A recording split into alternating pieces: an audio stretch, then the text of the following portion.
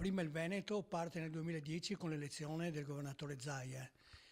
Esiste già dal 2014, dall'inizio 2014, quando io mi sono staccato dal gruppo Lega Nord e insieme a Bozza abbiamo costituito già questo gruppo, ma che non era un gruppo riconosciuto perché per i meccanismi regionali per far gruppo ci vogliono 3 consiglieri.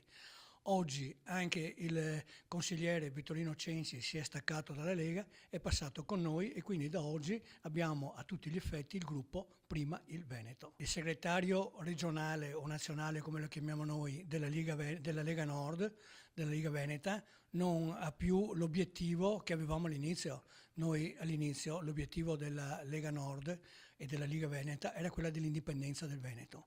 Lui si è allontanato per fare un qualcosa a livello nazionale, noi non abbiamo condiviso questa cosa qui e siamo usciti per questo. Questo alla fine è il perché della nostra uscita.